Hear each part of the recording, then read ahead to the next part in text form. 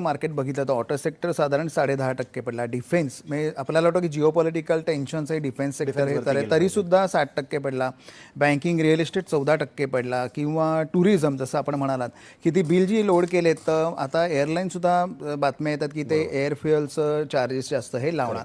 याच्या दक्षिणची सांगा की जर युद्ध हे आता थांबेल आणि हे थांबणार आहे कारण एवढं युद्ध असं कधी सतत चालत नाही किंवा आपण बघितलेलं आहे यापूर्वी सुद्धा युद्ध थांबलं काही कन्क्लुजन हे झालं तर कुठल्या सेक्टर्समध्ये तुम्हाला एक रिबाउंड लगेच दिसेल कारण रिकव्हरी थोडीशी कठीण आहे म्हणजे वेळ लागेल रिकव्हरीला मागे यापूर्वी अशी झालेली आहे. कुठल्या सेक्टर तुम्हाला वाटतं की रिबाउंड पटकन होऊ शकतात?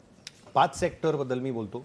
ऑटोज मला वाटतं, ऑटो ॲन्सिलरी, एव्हिएशन, केमिकल्स, फर्टिलायझर्स आणि पेंट्स. बरोबर आहे. ह्या इंडस्ट्रीजमध्ये जे कंपनीज ऑपरेट करतात त्यांना लगेच बेनिफिट होईल. बरोबर. ते का? कारण की क्रूड ऑइल प्राइस समजा युद्ध थांबला, क्रूड ऑइल प्राइसेस खालती आले, ह्या कंपनीजच्या मेजर जे कॉस्ट आहेत त्याच्यामध्ये क्रूड एक मेजर कंपोनेंट आहे. तर समजा रॉ मटेरियल कॉस्ट खालती आला आणि crude is a big raw material for some of these firms, तर ह्यांना डायरेक्ट बेनिफिट होईल आणि लगेच होईल. बरोबर. आता समजा आपण फायनान्शियल्स बद्दल समजा बोललो किंवा IT सेक्टर, त्याला इनडायरेक्ट बेनिफिट होणार. समजा क्रूड प्राइसेस खालती आली तर, युद्ध समजा संपला तर. ते का?